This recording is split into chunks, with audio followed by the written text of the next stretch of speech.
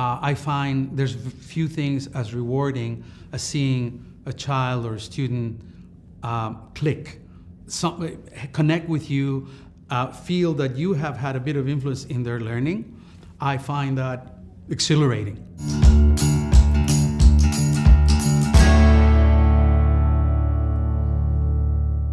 I always think of myself as a work in progress.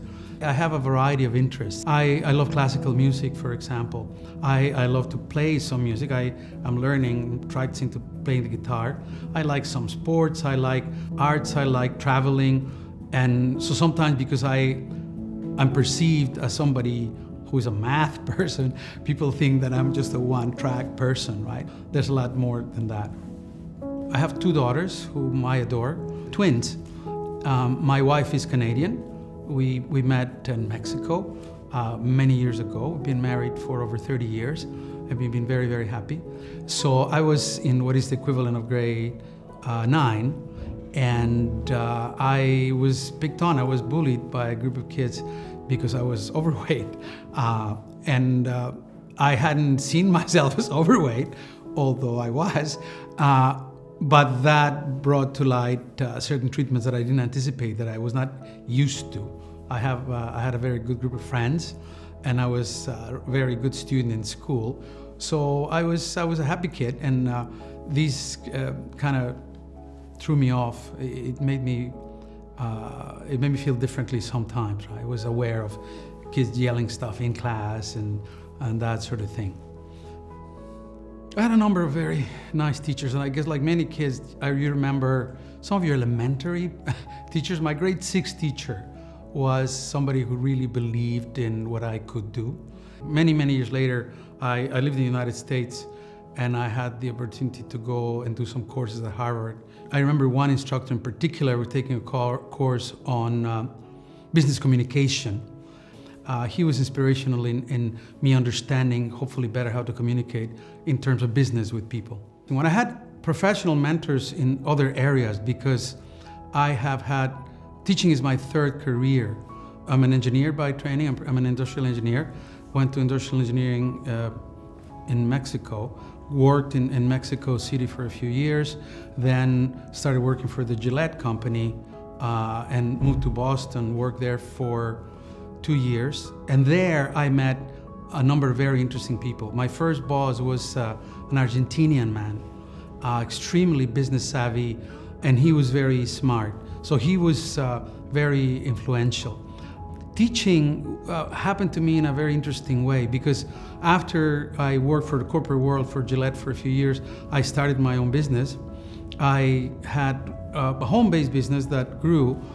I had a company that distributed educational games. So I did connect with teaching sometimes. After a few years in the 90s, things were difficult.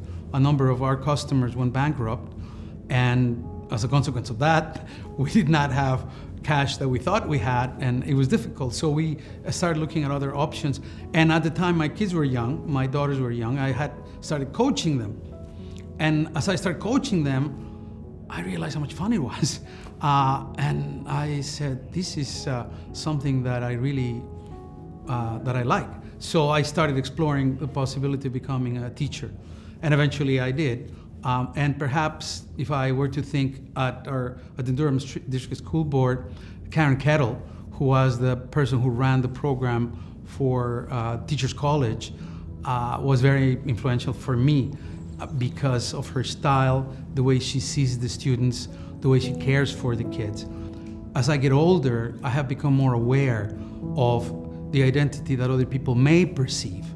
So I know I look Latin, Mexican, I'm dark skinned. In my work now, a lot of people know me because I speak words in Spanish when I run into people, and that's part of maybe who I am, and it's partly in a playful way, maybe in a way to identify myself, as it were.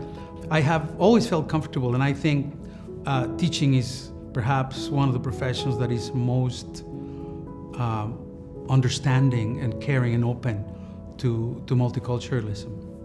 It's an interesting time in education, and I always have in my head a question about what is really education and what is the purpose of education. And I don't have an answer to that question because I think it's a very deep question.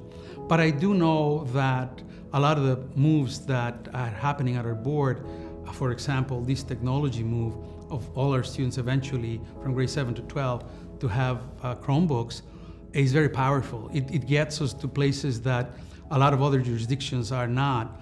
And it also connects with, more importantly, with where our kids are, because they're really digital kids. So I'm excited about the future, and I always trying to look for ways to make the learning and the teaching of mathematics more interesting. And I feel that this is a good place to be in because I have that freedom. Mi nombre es Alfonso Garcia. Soy el Program Facilitator for Mathematics en el Distrito Educativo de Durham, y esta es mi historia.